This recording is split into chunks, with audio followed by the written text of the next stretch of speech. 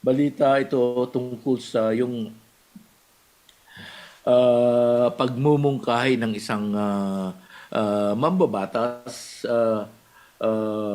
Iminungkahi niya ang rail-based solutions para maibsan ang traffic dito sa ating Metro Manila, no?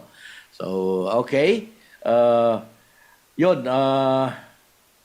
sinabi niya Senate Deputy Majority Leader Joseph Victor J.V. Ejercito na ang tanging solusyon sa matinding traffic sa lungsod ay ang pagkakaroon ng epektibong mass transit system. Bilang chairman ng Senate Committee on Urban Planning, Housing and Urban Development, binigyang diin pa ni Ejercito ang agarang paglala ng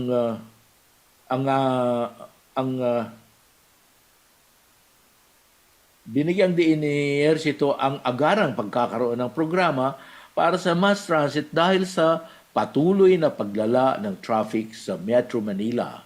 Binanggit niya ang nakaka-alarmang balita na tinatayang 300,000, 300,000 karagdagang sasakyan ang pumapasok sa ating mga kalsada bawat taon.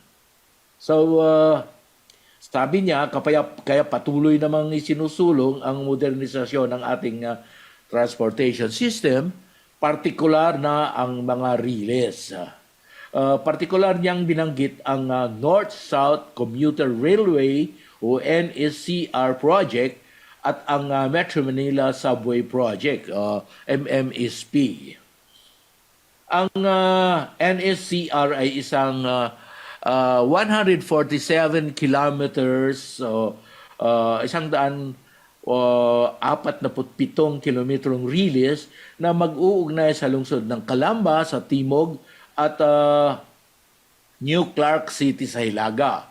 At ito ay dadaan sa ilang istasyon sa Metro Manila gamit ang kasalukuyan na linya ng Philippine National Railways o PNR. Magkakaroon din ito ng Airport Express. Airport Express service na may mga high-speed train na magdadala ng mga pasahero sa New Clark International Airport. Ito ay pinundahan ng Japan International Cooperation Program o JICA at ng Asian Development Bank o ADB. At nagsimula na ang konstruksyon ng NSCR sa bahagi ng Metro Manila kasunod ng pagsuspindi ng operasyon ng PNR mula Valenzuela hanggang Alabang.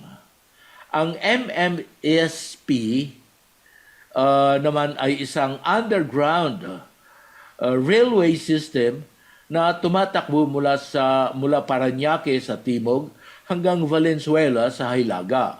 Meron din itong linya patungo sa Ninoy Aquino International Airport Terminal 3. Inaasahan, ayon pa sa kanya, inaasahan nila ang mga solusyon na ito tulad ng NSCR ay magpapalaganap ng kaunlaran sa mga rural na lugar ng bansa at magbubukas ng mga oportunidad sa labas ng Metro Manila at iba pang pangunahing urban centers.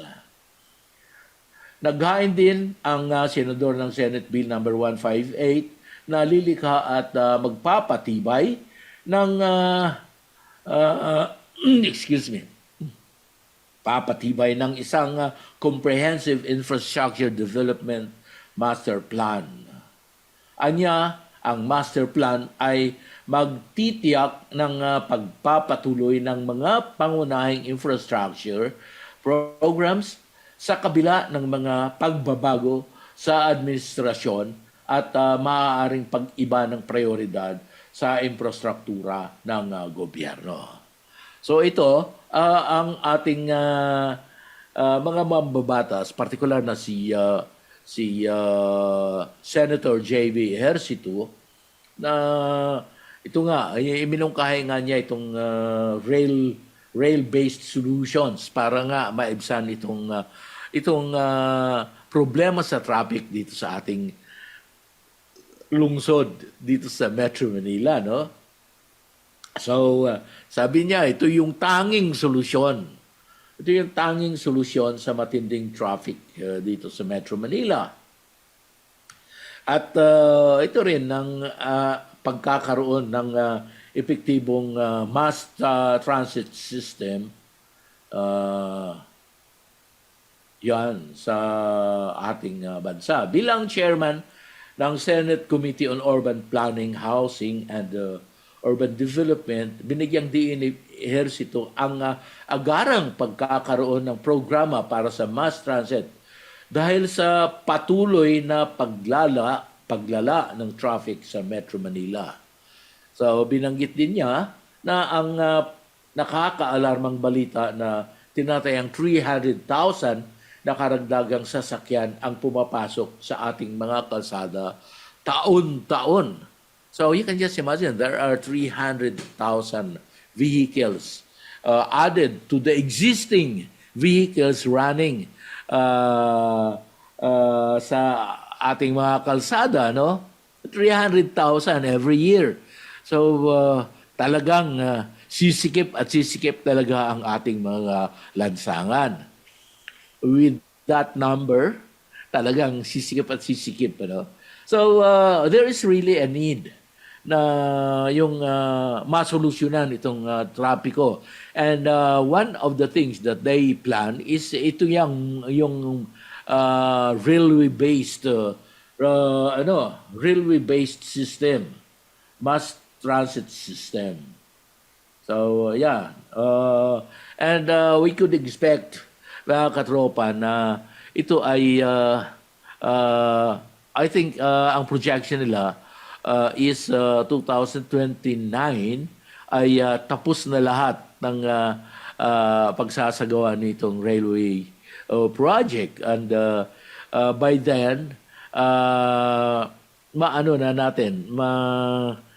matamasa na natin ang na maibsan na ang problema ng trapiko dito sa ating bansa, particular na dito sa ating Metro Manila.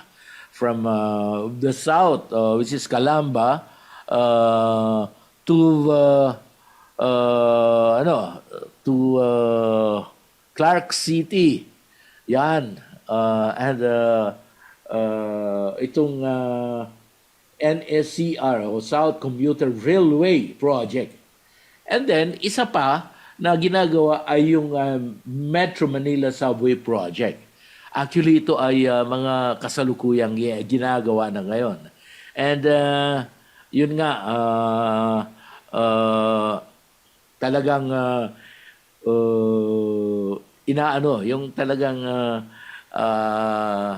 pino-fortify lang ni Senator Ejercito ang plano ng pamahalaan na ito ay maisakatuparan itong railway projects na sinasagawa ngayon sa ating bansa.